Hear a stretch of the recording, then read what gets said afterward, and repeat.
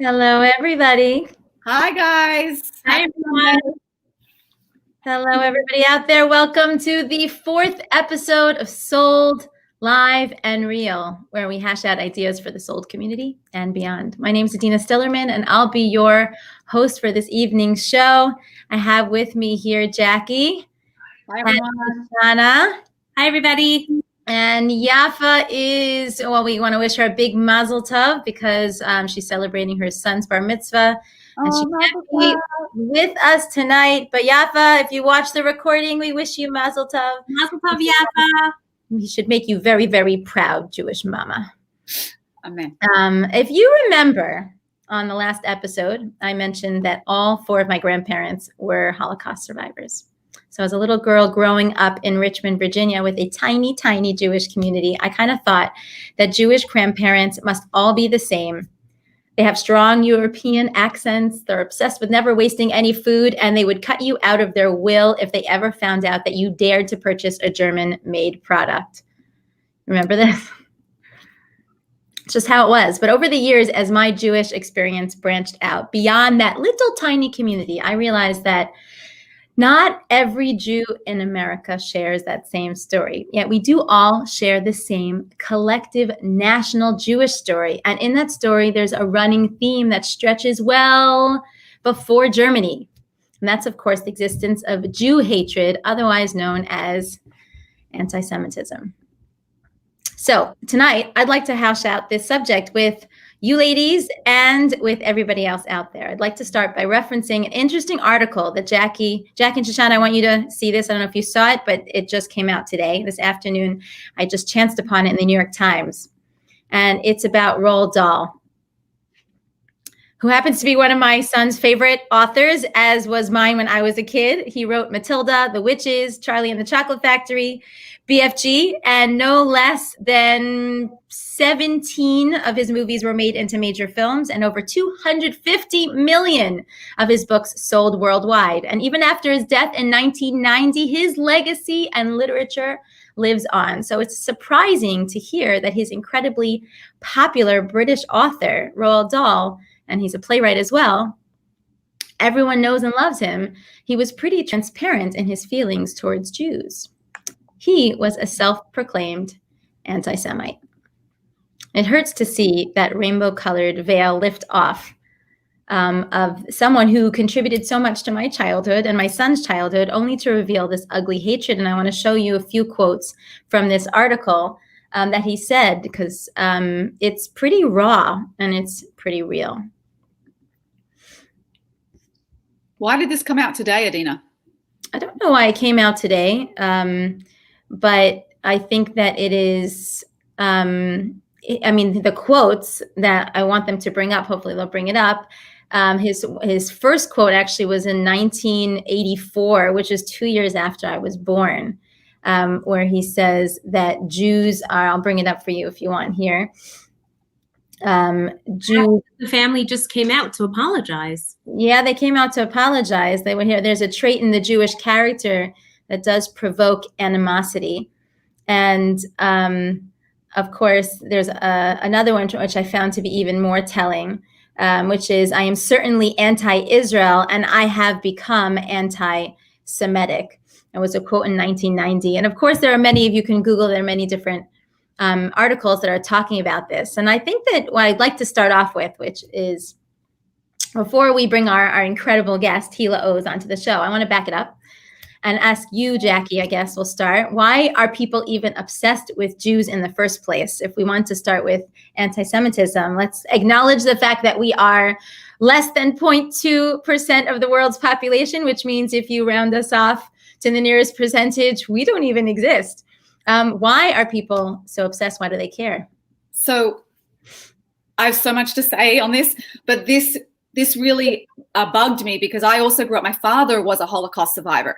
So I grew up with this inherent shame that we're bad, but he never said it. A lot of the times Holocaust survivors won't talk about it. So he never said anything, but I kind of inherited, like, it's bad to be Jewish. Like, just don't mention it. I grew up in Sydney, Australia, in a very non-Jewish area. So I didn't really know any Jews at all. I talk about being far away. I was so far away, which was probably to protect us.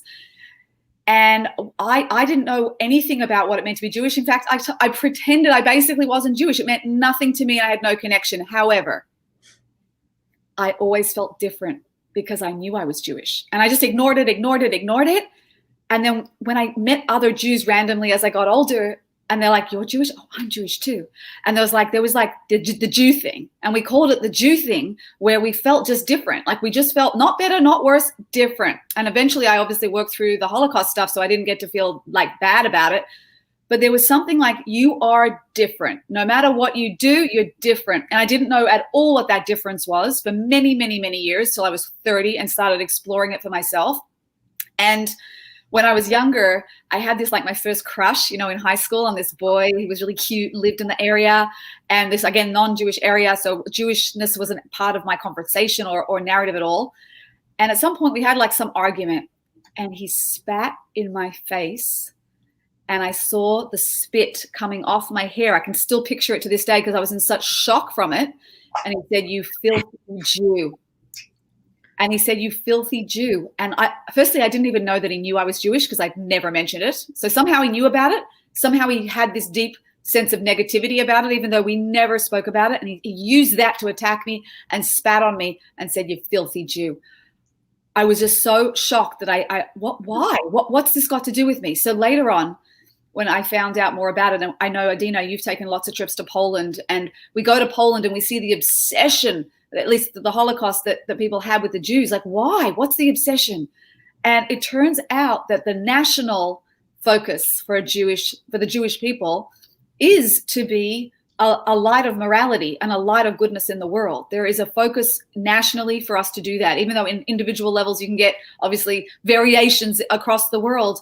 But the national focus is to be this light or this gateway of goodness. And even Hitler commented on this, right? And said that Jews are the moral conscience of the world, that we have to extinguish it. So whenever there's an attack on goodness in the world, it often comes to the Jews first. And I don't know if people consciously think this, but I know that this seeps, I guess maybe the psychologist in me talking, that this seeps deep into the psyche subconsciously of what's going on. It's been a pattern that's played out. So if you ask me why people are so obsessed about the Jews, I just think it's what we represent.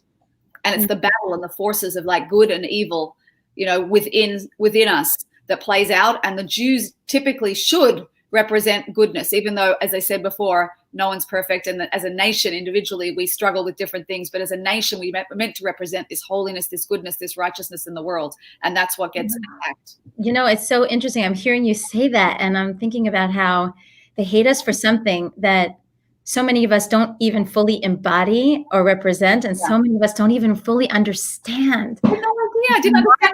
It's like, it's something deeper. Shoshana, what do you think? What do you think is this Jew obsession or this hatred, or have you ever experienced anti-Semitism before? You have to understand, Jackie, that story you told was really quite shocking, actually. How old were you? I was 16? No, I was like 13, 14. And my father, God bless him, moved the whole family after that incident a year later to a different area in Sydney. And I said, "Why are we moving?" And I was upset because I had friends there. He said, "Because I don't want to live with people who have those values." And like that taught me so much as well about like the values of life, that he was willing to move the whole family because he said that those values we don't want our children to grow up with.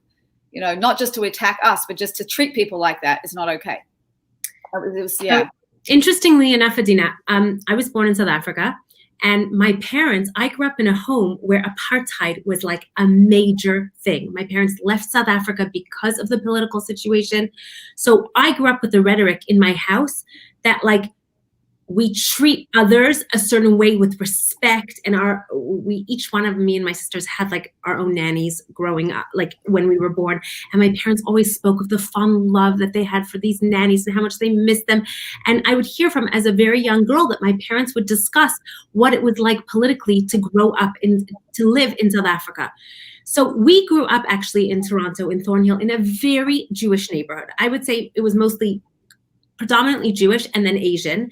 So I never even knew what anti-Semitism was until I saw like Schindler's List, or I didn't even believe that it was such a thing. I remember the first time hearing about the Holocaust and being aghast, like I must have been maybe 7 or 8. Like, we just didn't grow up. We grew up with an understanding that people of other racial backgrounds we treat with respect. And this is why my parents left South Africa.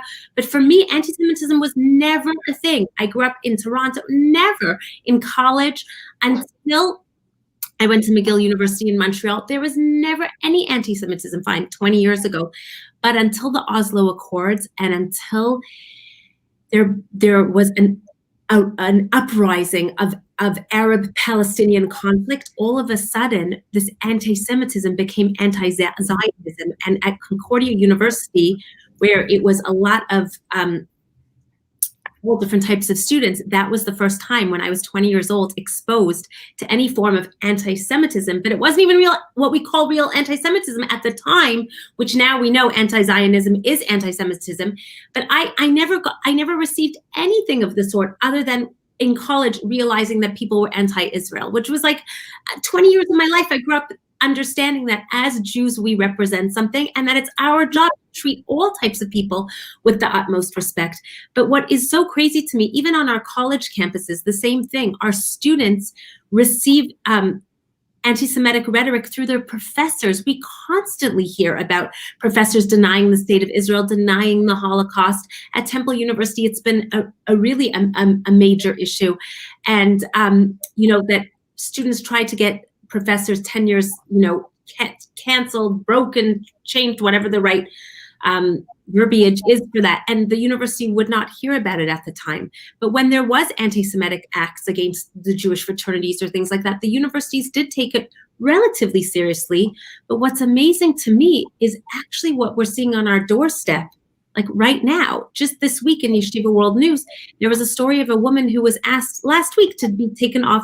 She was kicked off of a Delta flight because she was praying with her prayer book and she had her mask on. She was totally in compliance on the flight, but she was praying with her mask, with her prayer book over her mask.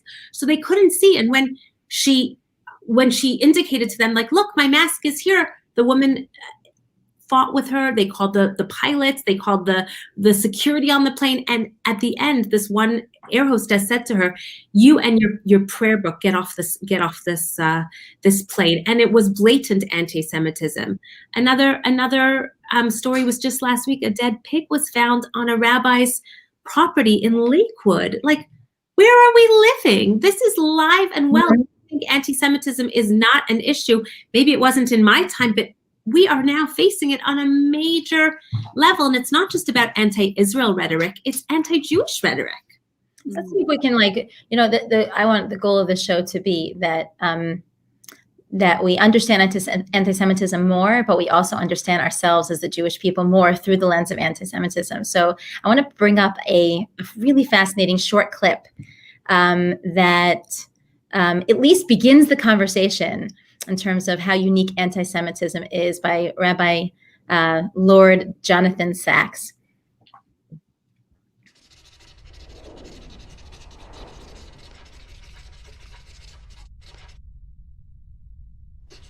Within living memory of the Holocaust, after which the world said it would never happen again, anti-Semitism has returned. But what is anti-Semitism? And why should its return be cause for grave concern, not only for Jews, but for all of us? Historically, anti-Semitism has been hard to define because it expresses itself in such contradictory ways. Before the Holocaust, Jews were hated because they were poor and because they were rich, because they were communists and because they were capitalists, because they kept to themselves and because they infiltrated everywhere, because they clung to ancient religious beliefs, and because they were rootless cosmopolitans who believed nothing. So what is anti-Semitism? Let's be clear, not liking people because they're different isn't anti-Semitism, it's xenophobia. Criticizing Israel isn't anti-Semitism, it's part of the democratic process, and Israel is a democracy. Anti-Semitism is something much more dangerous. It means persecuting Jews and denying them the right to exist collectively as Jews with the same rights as everyone else. It's a prejudice that, like a virus, has survived over time by mutating.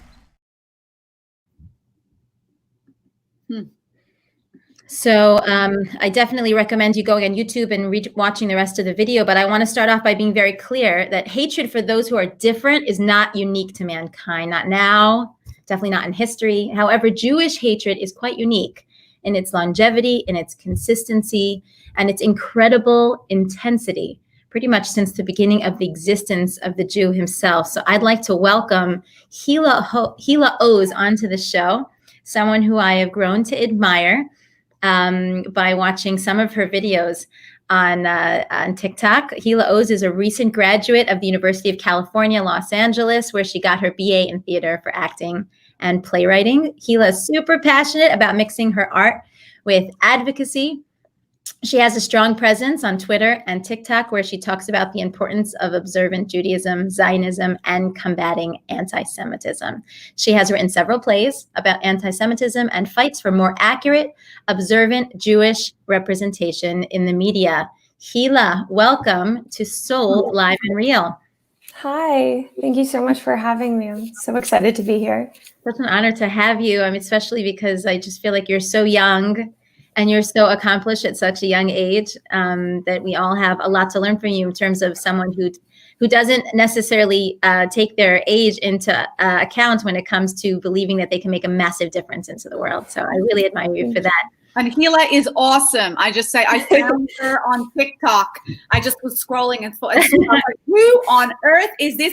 And she just had this fire and clarity and strength that is so like unusual, although your last name means strength, so it's not really so unusual. Like Oz means strength in Hebrew. And she's just like a fire. And it's just so, takes so much courage and bravery to just come out and be so true to yourself and so clear. And she's getting all these questions and she's answering them. You've got to check her out on TikTok. Everyone, check her out. What's your handle, Hila? I'm at Totally Kosher on TikTok and at Totes Kosh on Twitter. So TOTESKOSH. Not only that, you also in Israel? Yeah, I'm currently studying. It's I'm currently studying in Jerusalem. What time is it? It's oh my gosh. It is 3:18 in the morning. See? Wait, I have to tell you ladies something. Today, I was dropping one of my kids off by a friend, and somebody said to me who works in the Olami world, and she's like, do you know, she's never seen our show, but she saw on a chat, do you know that Hila Oz is coming on the Olami Soul Live and Real tonight? Is that Oh my goodness. I was like, I'm going to be with her. She couldn't believe it. Hila, you really have gained a reputation for yourself. Wow. It's very shocking to think about. What really started as me just trying to pass time during lockdown, during quarantine, by answering questions about, my country and something that I really believe in. It turned into something I still don't understand it. It's incredible. Thank God. Hila, I want to ask you, because I think I'm old enough to be your mother, possibly. What does it look like for people your age on campus in terms of being a Jew? Yeah, I mean, I currently work with Jewish on Campus, which is a new organization that is for Jewish students by Jewish students. We're not affiliated with anyone officially. It's just a bunch of college students coming together and trying to bring to light how difficult it can be to be a Jewish student on campus. I think so often we see anti-Semitism, as Rabbi Sachs said in his video, it morphs like a virus. And you see throughout history how it has changed to make Jews into what is seen as the lowest thing in society. And right now, when human rights and championing minorities and combating racism are at the forefront of our society, are seen as, this is what we're all about right now. So now Israel, the Jew among the nations, is seen as the biggest violator of human rights. Jews, for the first time in history, basically are seen as white when whiteness is seen as a bad thing. So Jews have to not only explain that anti-Semitism is alive and well, but explain that we aren't necessarily oppressors, and we don't benefit from systems of race and white supremacy. And so often that anti-Semitism is costumed in this concept of anti-Zionism, which if you're going off of what the definition of Zionism is today, which is the belief that Jews have a right to self-determine and self-defense in their indigenous homeland, it is basically saying, I don't believe Jews deserve indigenous rights, which is inherently anti-Semitic.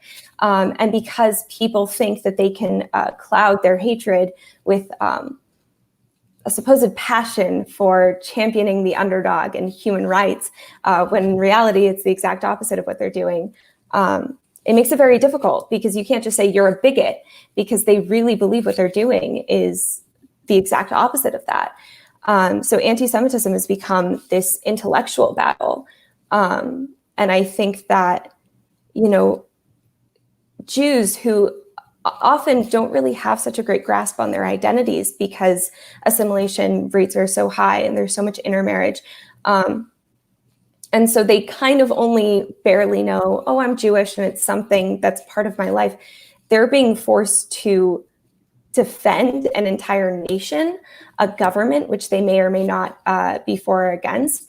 And often they're faced with so much historical revisionism that they haven't had the proper education to fight back. So it is a really confusing time for Jews. And unfortunately, this has led a lot of Jews to completely disassociate from their identities and to disassociate from Zionism because they just lack proper understanding of what's really going on.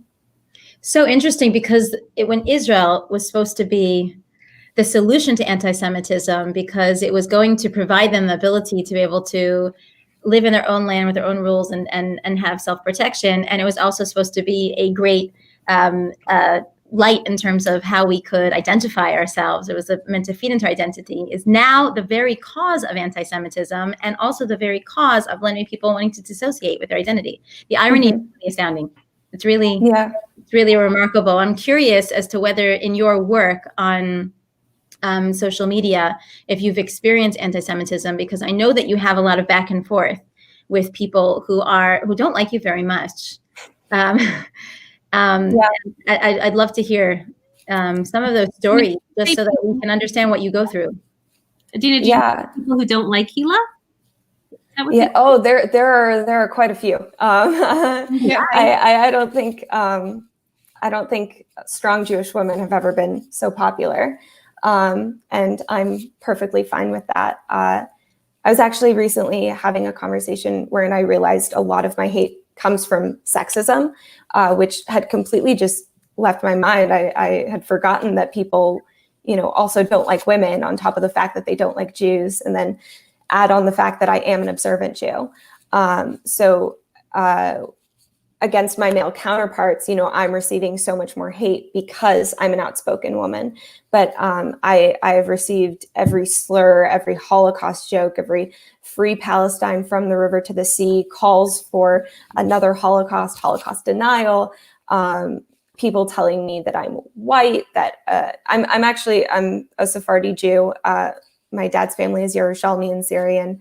And my mom's family is Ashkenazi, but people telling me to go back to Russia and Germany and places my family's never even been. And I've had instances where I've been threatened. I have been harassed to prove my indigeneity through a DNA test, despite the fact that the people who came up with the criteria for indigenous status had an understanding that colonized people do get raped and do intermarry, and that doesn't take away from their indigenous status. And really, I believe any harassment of Jews for their DNA and this obsession with race science is very Nazi-like. And this is coming, from, sometimes it's coming from adults, sometimes it's coming from children, people dancing to a song that in Arabic says Bomb Tel Aviv, people just calling for the full ethnic cleansing or genocide of Jews, and maybe not even knowing that they're doing it. Earlier today, I'd gotten in a discussion with someone on Twitter where, they said l'chaim to the destruction of the state of Israel or something like that. And I had, responded saying, I think it's really disgusting how it's seen as enlightened and woke to call for the death, or at the very least, the violent ethnic cleansing of half the world's Jewish population, almost 7 million Jews. And they had responded with, oh, so should we just let them continue committing a genocide? And despite the fact that there's absolutely no evidence, in fact, there's evidence suggesting the contrary. Not only has the Palestinian population gone up, but the life expectancy has gone up, quality of life has gone up since Jewish rule. And a lot of their oppression comes from their own rulers. But all that aside, do you think that the way to respond to a genocide, which isn't a genocide, is more genocide? Like, why does it have to be one or the other? And why are people so against us coming together and finding a way to find peace even? I mean, there are certain people who are just so beyond anti-Semitic that in this, safety net of anti-Zionism, they can just call for full-blown genocide. I mean, it would be a second Holocaust if we were to destroy the Jewish state. Can I ask a question? Mm-hmm. So let me ask you this. This is like unbelievable that you're really on the front line dealing with this. And how do you deal with it? Like, what do you do internally with all this stuff? I think that it's definitely a difficult thing to constantly face. It's not the most fun, dealing with certain comments, but I definitely console myself in knowing that I do not want to be liked for people who call for third intifadas. I do not want to be liked by people who only like weak Jews and Jews who will play as their tokens. And I don't want to be liked by people who believe in the destruction of my people and don't believe in the state that really, without Israel, I wouldn't exist, because both my Sephardi and my Ashkenazi family sought refuge in this country. And it is the reason why so many Jews are alive today. I don't want to be liked by those people. In addition, thank God I have gotten so much love and support, oftentimes, most of the times from other Jews. And nothing makes me feel better about myself than when I'm getting another Jew, having them tell me, you inspired me to take on Israel activism, or you're inspiring me to look more into my Judaism. Because it's not just about fighting anti-Semitism. It's about embracing our identity as Jews. It's about, going back to Torah, going back to our roots, and knowing that I'm not only fighting against the negative, but I'm really supporting the positive. That really helps me stay sane in what I'm doing. You're really unbelievable. We have some comments from Facebook. First of all, Rabbi Paris and Naftali, Rabbi Hangling send their regards. They're telling you.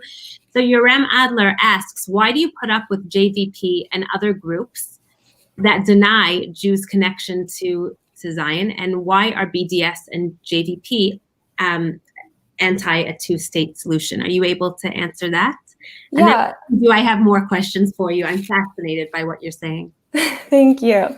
I believe that BDS is backed by known terrorists.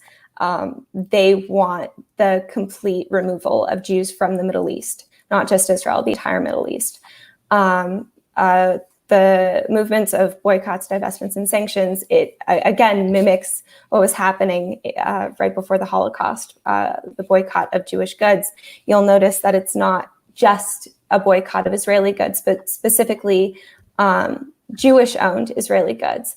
Another thing to understand is that BDS actually negatively affects Palestinians more than it helps them, because somewhere around, if I'm not mistaken, 500,000 Palestinians come into Israel proper every single day, and they work for Israeli companies. So these Palestinians are losing their jobs because people want to think that they're doing something for a conflict they very clearly know nothing about, or they do know something about and are choosing to be bigoted over. JVP, I think Jewish Voice for Peace is a very ironic name. First off, they're not a Jewish voice. They do not speak for us, and they don't speak for peace. Whether or not the two-state solution is still viable, I think is a completely different debate. There are many different peace solutions, and it's interesting to see how the aspirations of Jews and Palestinians actually differ. Again, this is like the populations. I think that the Palestinian Authority and Hamas are obviously, they're terrorist organizations. We should not try to make any sort of peace with them. Those need to be completely rid of. But I think that Jewish power is very threatening to people. It's intimidating because for the past 2,000 years, we've been stateless, we've been homeless, we've been at the hand of our oppressors, and we're an easy target. And anytime anything goes wrong, it's so convenient that you have a scapegoat there to blame all your troubles on. And for 2,000 years, you could just go to any shtetl you want and pillage and rape and murder and do whatever you want. And Jews have said, absolutely not. No more. We're done. And thank God. I think that's an interesting point, Healer, about the fact that it keeps morphing. The fact that it keeps morphing into all different things, as Rabbi Sachs said, and as you said, shows that it's not about this one issue. It's supernatural, you know. And Mark Twain quotes about the immortality of the Jew, that this just doesn't make sense. There's got to be more to the picture, because it doesn't on the natural way of the world. It doesn't add up, and it doesn't add 100%. Up. If even survived, right? Like, yeah, that's also the Jewish people are a miracle. I mean, I think that anti-Semitism has stayed relatively the same. The only thing is now the Jews have changed, and this isn't by any means an attempt to smear our ancestors, what they went through, the strength that they had to continue their traditions and to hold tight to their identity. Especially when I think of like my Sephardi heritage and dealing with the Inquisition, what that must have been like. And then later, of course, on my Ashkenazi side, dealing with the Shoah. But now we have this empowerment. We've become emboldened by the fact that we have a home, and we have all kind of come together and banded against our enemies. And I think that any situation where Jews have a state, and this includes the two-state solution, means that Jews are going to be powerful, and you can't push us around anymore. And we have someone who has our backs, finally. So, Hila, what can someone do if they're not as talented as you, they're not an actress, they don't have as much knowledge as you Jewishly? What can they do to fight anti-Semitism? Someone who's young, like similar age bracket, what can they do if they don't have maybe the same skill set as you to go out so broad and proud and strong? Yeah, so education is always so important. I would recommend my colleague Rudy Rockman. He makes incredible videos where he has debates with people, and I think they're very educational. A really incredible book, some incredible books are How to Fight Anti-Semitism by Barry Weiss, The Case for Israel by Alan Dershowitz. I'd recommend checking out Jewish on Campus on Instagram. We have many resources, and it creates kind of a community to show that you're not alone. But ultimately, as I'm paraphrasing Barry Weiss, we don't exist here to be anti-Semites. We're here to be Jews. So the best way to fight against anti-Semitism, and I believe that, we say this every day in the Shema, is to not assimilate. Hashem says, if you assimilate, it's not going to be good for you. You're not going to have food, you're going to be kicked out of your land, and you're going to be oppressed. And we see that major waves of anti-Semitism come at times of major waves of assimilation. So if you want to fight anti-Semitism, I would suggest start talking to Hashem, start studying Torah, look for a Jewish organization on campus, see what mitzvot you can perform. And I think that that's really the way to fight against it. And I'm so happy you brought that up, Hila. I'm so happy because so much of the talk around anti-Semitism is all about fortifying ourselves externally in terms of our knowledge and how to fight other people. And I'd love to be able to talk about how to fortify ourselves internally, because if we would look at anti-Semitism as just what's going on in Israel or go back as far back as Germany, it would be a very primitive understanding of anti-Semitism as a whole, which is literally has existed since the beginning of the Jew. And it's almost like our twin. Wherever we go, anti-Semitism goes. And our response to all of the classic anti-Semitic acts, which we don't always look at as anti-Semitic acts because we celebrate them as holidays today. But we're going into Hanukkah. We have Purim, which is, going to be coming up in, some months. And then we have Pesach as well, the first anti-Semite to ever grace a classic anti-Semite to grace the Jewish history was Paro himself. The first time we were ever coined a nation was by the very first anti-Semite. He calls us a nation, which before then we were just like a happy family. So I'd love to be able to broaden that. And I know, because I did a little research, and don't get creeped out by that, but I heard that Esther and Yehudis are your two favorite figures in Jewish history. And I'd love to know why that is so, and if you can share something about that with us. Totally, I would love to. I think that can you just tell everybody, because a lot of people don't even know, especially with Hanukkah coming up, don't even know about Yehudis' connection to it. I would absolutely love talking about Yehudi.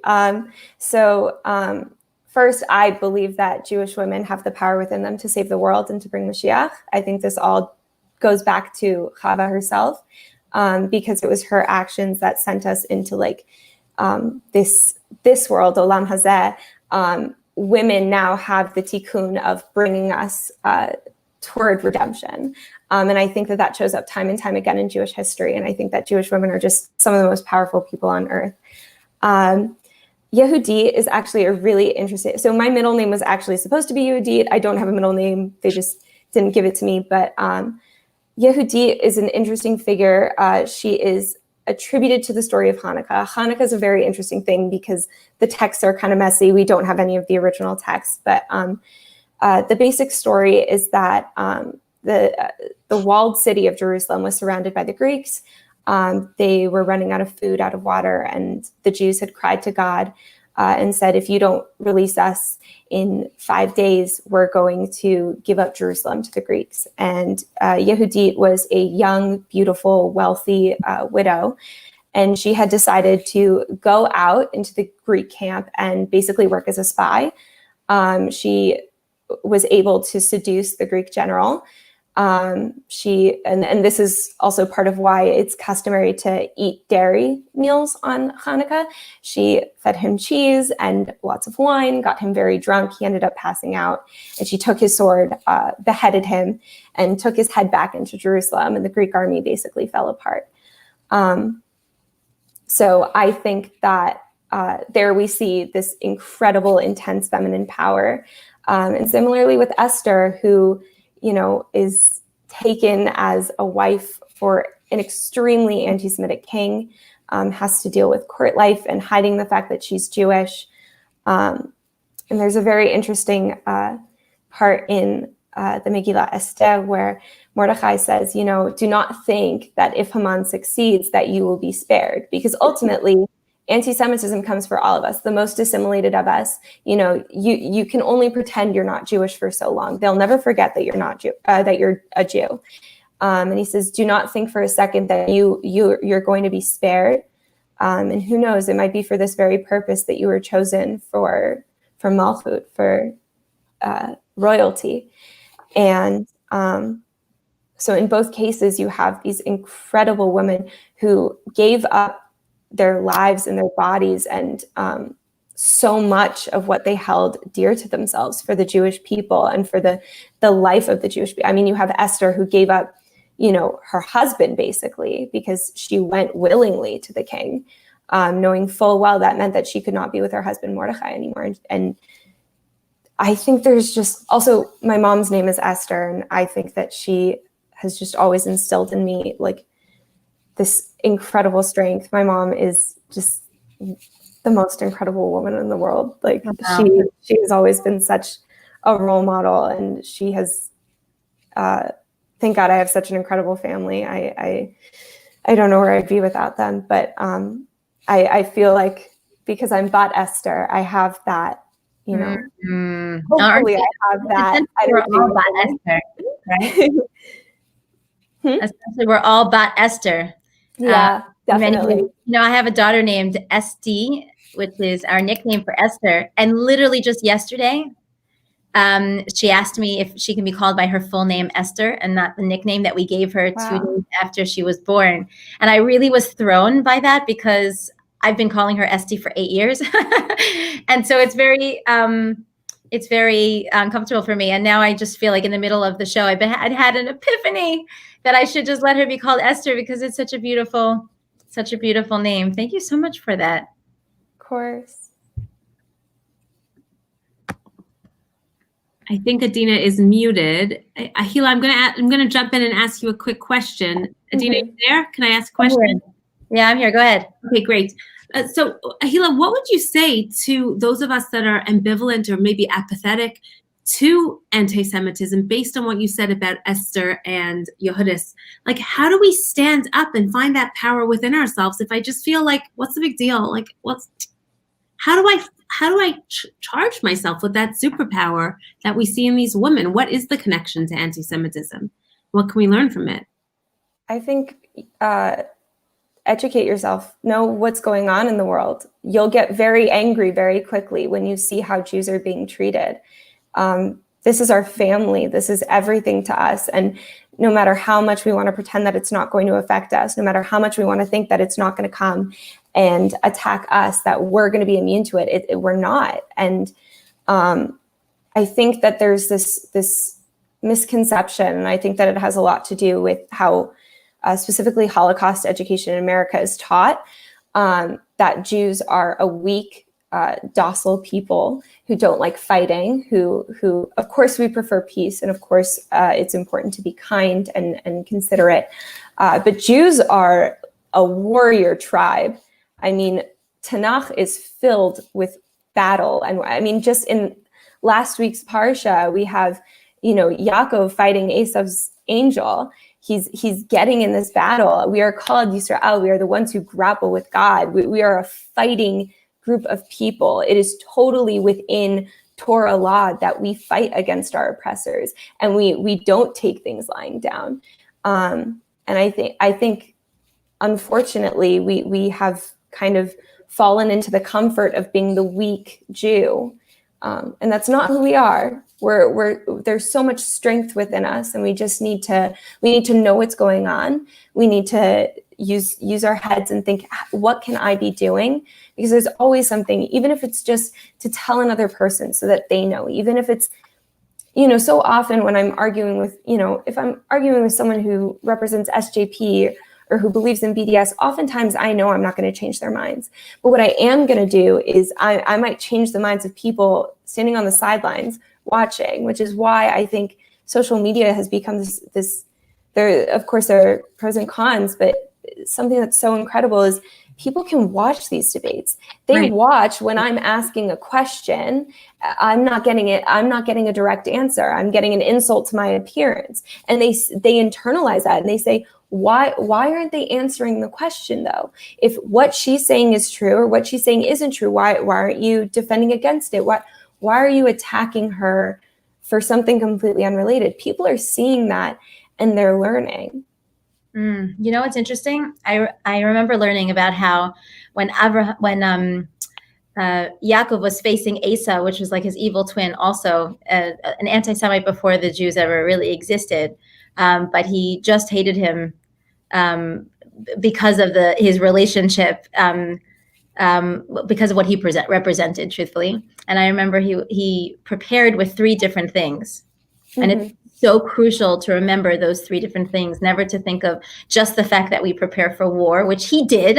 He prepares for war, but then he also tries to bridge the gap and make peace by sending gifts And there's one other thing, was he remembered to channel all of that energy. You said you'll get so angry if you just do a little bit of research in terms of what's going on out there and how people are talking about Jews and slandering them. Channel all of that negative energy, instead of horizontally, upwards. Channel it upwards, and he prays to God. And I think it's so crucial to take all that negative energy, fortify yourself in order to be able to have an educated conversation, but channel the emotional energy upwards. It's so incredibly crucial to make sure that we're turning inwards. Because I was saying before how, when we look historically at how we responded with every single holiday, was we always turned inwards. Even when the temple was destroyed on the Temple Mount, up in flames, and we still took responsibility for who we are and how we could be better in this world. And how do we remember it today? Not by talking badly about the Romans, but what we do is we remember how we could have treated each other better. We took responsibility for the fact that we fell short of what we should be as a light unto the nations, because the reason why the temple was taken away from us was because of the fact that we hated each other. And that's how we remember it. It's so telling. It's like the exact opposite of being a victim. It's about taking responsibility. It's not about our rights necessarily, even though it's true. We should prepare the battle. It's about taking responsibility for who we're meant to be. It's really remarkable. Adina, I so appreciate that you said that, because Hila, honestly, besides the topic of anti-Semitism, I found what you said so inspiring. In our own lives, including how we interact and deal with anti-Semitism, just the fact that you spoke about we're fighters and we're survivors. And Adina, what you said, we are not victims, we take responsibility. I really internalized that. At any situation, we can go through struggles, and especially during this month that we're in right before Hanukkah, it's a month of darkness. And listening to you, Hila, I can take such strength and say, you know what? That's who I am. I am made of that spiritual DNA, that Esther and that Yehudis and that, Sarah Imenu, the matriarchs that came before me, and someone like you, Hila Oz. I'm so inspired by you. I really am genuinely taking it to heart that, that's who I am. I'm a strong Jewish woman, and I've got what it takes. And it's not going to only extend in the area of anti-Semitism. When those voices in me say, I can't, it's too much, I'm going to say, no, we can. And those that came before us, this is what we were made to do. But I have to just say, there is someone on this watching, one of our viewers, who is not only inspired by your words, and it wasn't just me, but Mrs. Esther Oz, who commented, I finally really appreciate my name, thanks to my amazing daughter, who has brought so much joy and blessings into my life. Couldn't be prouder. Your activism is going to bring peace and prosperity. Go take on the world. You are our superstar. I love you, Rima. Your Oh my daughter goodness. is remarkable. My hair is standing up, and I am touched by your comment. I am touched by you, Hila. You are a remarkable young woman, and to look up to you, to be able to say, when I grow up one day, I want to be like Hila Oz. I'm honored to be on a show in your presence. Really remarkable. Thank you so much. Thank you so much for giving me a platform to talk about something that I'm so passionate about, and I think is so important. And as we go into Hanukkah, we need to remember that this is the darkest time of the year, and it is our chance to be that light. It is our chance to fight against this internal battle with ourselves that is anti-Semitism. It's so interesting that Hanukkah anti-Semitism that forces us to assimilate. It's outside forces making us destroy ourselves. And we can't do that. We have to recognize and love how incredible this gift that Hashem gave us, that we are Jewish people and we have this incredible spiritual DNA. Well, you have left us, Hila, with so much tonight to be thankful for and to really ponder and think about and to take action towards. So thank you for joining us. Thank you so much for having me. Thank you so much. Can go to sleep. Good night. Bye. Bye. Wow, that was amazing. Wow. I just hope she inspires so many of her peers her age as well. Like, I did not feel like that about Judaism at all, or my Jewish identity, or anything at anywhere near her age. So I wish I'd met someone like her when I was that age. And an empowered, strong, liberated Jewish woman. Unbelievable. Yeah. And if anyone's watching who doesn't feel like Hila did, which is what I was like, right? Use it as inspiration to maybe be curious, to go and like say, what the heck? Why is she like that? You know, like what, like, I just think it's just so inspirational to have also such clarity at her age. It's like amazing. So, you know, as she was speaking about the Shema, it reminded me of a woman, and I don't know her real name, and I bet you someone who's watching might know her name, but she's pretty legendary in London when I used to live there, and we all called her Bubby. That's why I didn't know her name. But we, on several occasions, brought her to Poland. She was an Auschwitz survivor. I think I've been to Poland over a dozen times at this point. But whenever I saw her walk into Auschwitz, it was life-changing for me. And Bobby, right. She actually worked in the building called Canada, which is not far from the back of Auschwitz, which is where the crematoriums are and the gas chambers. Crematoriums were towards the left and the gas chambers along the back. The Canada is where they sort out the belongings of the inmates in Auschwitz. So she would sort through people's clothing and their jewelry and their pictures.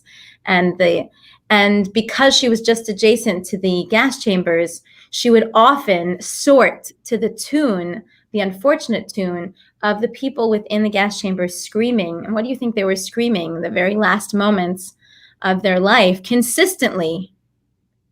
Every single time they were screaming the Shema. Over and over again. We are trained that right before our soul is meant to depart from this world, that the last words that we say on our dying, we say Shema, the Shema Yisrael. It's the Jewish anthem that existed well before the Hatikvah was composed. For over 3,000 years, we've been screaming this Shema Yisrael, Adonai Eloheinu, Adonai Echad. We say it in the good times when my baby's born, the night before his circumcision. All the kids in the neighborhood come together and they say Shema with the baby after he's born, and we say it before we die. And every single day we're supposed to say the Shema. This concept of Shema is such a beautiful thing. For two reasons.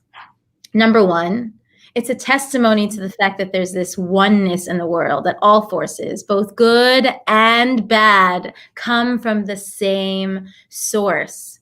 It's all oneness. It's all about bringing goodness into the world. Yes, some things are painful. Yes, some things are uncomfortable. Yes, some things are unfortunate, and they epitomize human evil, but that doesn't negate the power of the ultimate goodness, that sometimes the most painful things bring out the most beautiful things in people. And so she talked about how Shema was very, very uncomfortable for her after the war. It brought back so much trauma when she would hear it, sing with her children, then her grandchildren, until she realized that this Shema, the fact that she could live freely as a Jew and scream Shema Yisrael on the top of her lungs in the middle of the British streets, and it would be okay, made her sing and made her celebrate.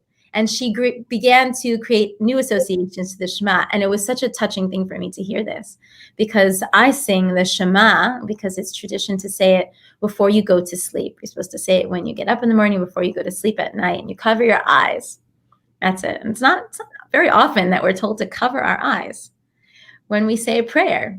It's also very dysfunctional if you don't know the words by heart, because then you're like peeking through your fingers to try to be able to say the Shema. Why is it that we cover our eyes? So beautiful, because often we get distracted by the different forces in the world, the different gods, so to speak. We see things as negative. We see things as positive. We learn to hate all of these things in the world, and we learn to hate the people that bring those things that are evil.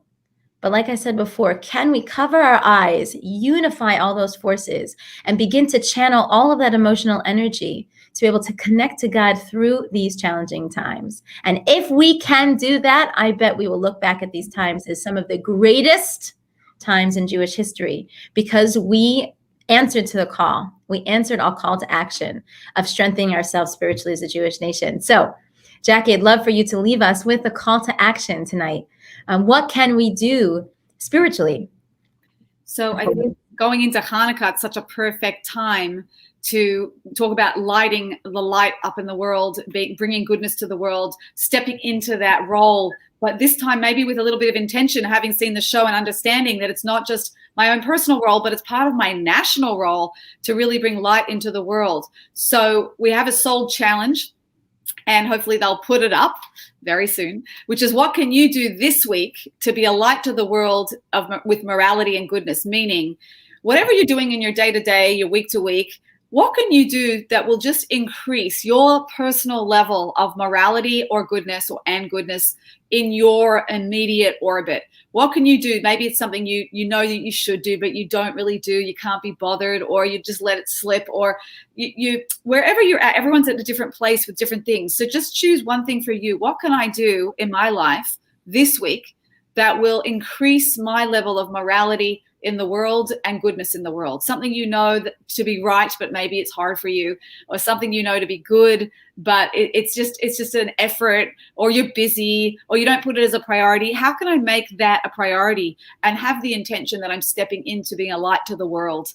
And that is my role as a Jew. And as we light the menorah this week for the first time, we can also bring that into our mind, that that's what that candle, that's what that light represents. It represents my soul. It represents the soul lighting up the world through the connection to a higher power, to goodness, to morality, and to holiness. Ah, beautiful. That's And I really want to hear, we'd love to hear what you end up doing, if you want to share it or not share it, or just participate in conversation in the Soul Facebook group. So join the Soul's Facebook group.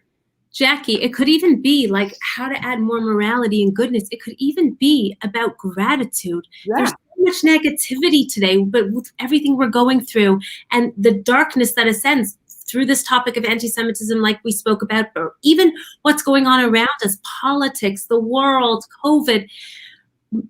Increasing our morality and goodness in this world is just putting on a new set of lenses, that we see the world through a lens of gratitude, and that we look in our life. That could also be how we create more positivity and more light, is gratitude. And that's what Hanukkah is all about. We use the menorah to publicize the miracle and recognize not only the miracles that happened back then, but the miracles that are happening in our daily lives now. So another challenge that I would say in conjunction with what Jackie said, look for the good this week. Utilize Hanukkah, utilize that spiritual energy that is your energy to take into your week, to look for all the good in your life. And the more good you look for, the more good there will be. You got 8 nights to do this, which is fantastic. You have to find 8 things that you consider miraculous in your life and to be grateful for. So I want to thank everybody for joining us this evening. Thank you, Shoshana. Thank you, Jackie. And thank you all the gorgeous women in the Soul community for tuning in every week. We so appreciate your feedback. We so appreciate your relationship. And I'm looking forward to seeing you again next week. Until then, remember, keep it real. Bye, everybody. Good night.